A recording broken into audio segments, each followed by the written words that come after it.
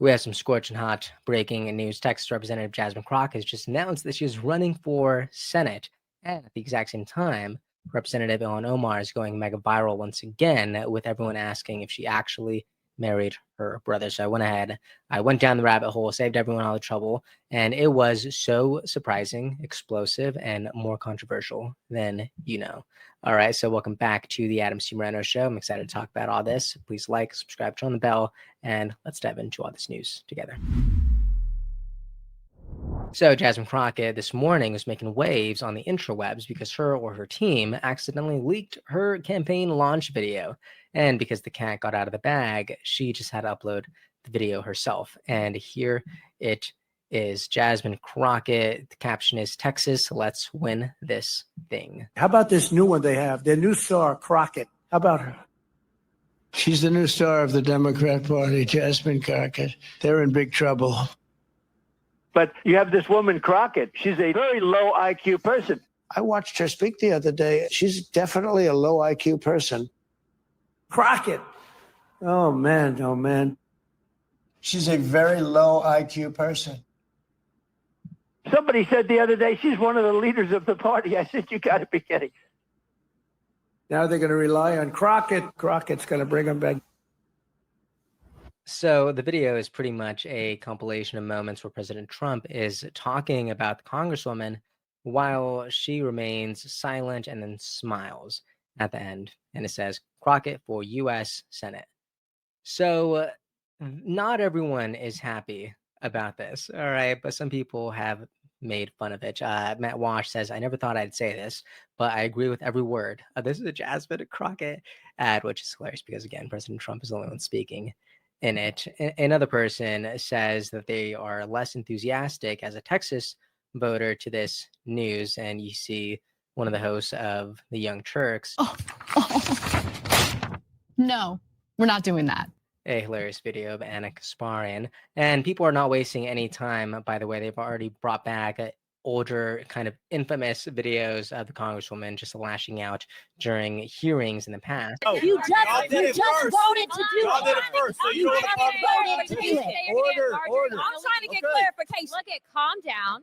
Calm down. No, because this I is would what like y'all to get through do. proceedings. So I'm trying to Hey, get Miss clarification. Crockett, you're not Y'all wanna recognized. play Miss games. I can't hear Crockett. you with your A lot of screaming into that clip, but now I want us to look at this. This is minutes ago out in Texas when she starts crying to many residents in the room. Check this out. Congressional seat would I be running for? And for Texas 30, I love you, Texas 30.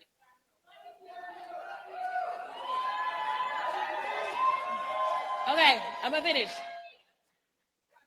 But the more I saw the poll results, I couldn't ignore the trends, which were clear, both as it relates to the primary as well as the general election. I could have played it safe and continued serving in the United States House of Representatives for as long as my constituents would have me. But I don't choose to do that. Because Texas, this moment we're in now, is life or death. Yeah, so is Jasmine Crockett electable? Is she Senate worthy for Texas? Texas, you tell me right now in the comment section. And now for the next part of this video, I want us to focus on Minnesota Representative Ilhan Omar because there's been an unbelievable amount of chatter discussing her marital history. I saw this from Laura Ingram. She writes, exclusive, Ilhan Omar did marry her brother and said she would do what she had to do to get him papers to keep him in the U.S., reveal Somali community leader. So this is the first time that someone from Omar's own Somali community has gone on record with these details. And the timeline is so wild. According to the reporting, Omar allegedly told friends years ago that Amin Elmi was actually her biological brother.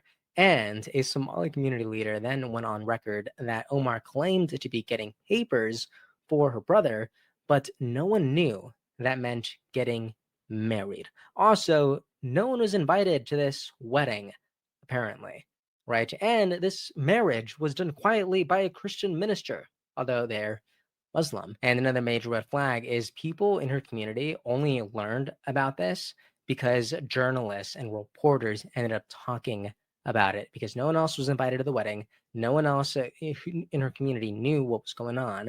It was all because of reporters. Isn't that crazy? This is why people are losing their minds about all this. Here is Ilhan Omar and her first husband, Ahmed Hersi. And here is a photo of Elmi, the alleged sibling.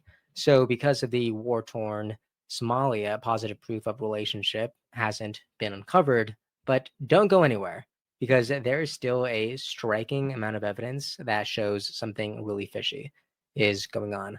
Look at this. Osman, a member of their community, said that Omar communicated to him that she was getting her brother papers so he could stay in the United States. But like a normal person, no one knew this meant marriage until this showed up. Look at this. Reporters uncovered this marriage license showing both Ilhan and Elmi. And I do think it's really interesting that Ilhan made several mistakes whenever she's writing her own name. You can see that she first writes Omar, and then she writes Elmi, and then she crosses both of them out and then writes Omar again. So a little bit odd. But what's more odd is that whenever they first got married, look at this, there were about 100 to 150 people there. Pretty good sized wedding. But whenever she married Elmi, no one knew about it. It was complete crickets. But they were also married by a Christian minister, even though they were Muslim. Why do you ask? Well, Osman believes that they didn't do it in the community because anyone there would have known that they were siblings and they would have refused to marry them. You can see that right there. So what the heck do you think? Sibling or husband number 2?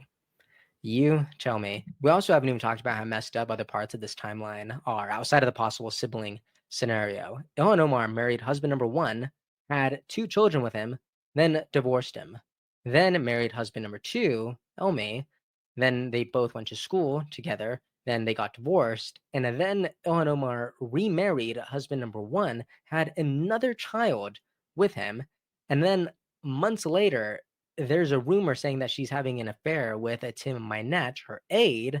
And then Tim Mynett and her both divorce their wife and husband. And then you know what happens? I'm sure you could already guess. But not long after, they got married. So her former aide is now husband number 3, kinda, and this is her 4th attempt at marriage, and she's 43 years old. So holy smokes, all of that on top of feeding my children and the fraud scandals, the endless campaign money being funneled to her husband's business accounts, the tax filings, or her being friends with a fraudster. It is just, it's a lot, and not in a good way, and I don't like it. But this is the news, and I'd love to know what you think about all this in the comment section. Hey, if you made it this far, please like, subscribe. Tell me what you think about Jasmine Crockett and her run for Senate. If you're in Texas, I'd really love to know how you feel about this woman and if you are comfortable with her representing your state at that level. I'm really curious there. And hey, if you made it this far, please like, subscribe, turn on the bell. Really means the world to me, and I will see you all next time. Thanks so much. Have a good rest of your day. Episode's over already? Geez, that was fast. Well, they say beautiful things do not last forever, but feel free to watch and listen to another one of these episodes if you're interested in those conversations as well. Also, this next part is huge. Make sure to obliterate that like and subscribe button and turn on the notification bell so you never skip a beat. I also have a newsletter where we dive into the news, politics, and ideas that shape our future. If you're interested in signing up, I'd really appreciate that. Anyways, that's the end of this episode. Thank you so much for watching and listening, and I'll see you next time.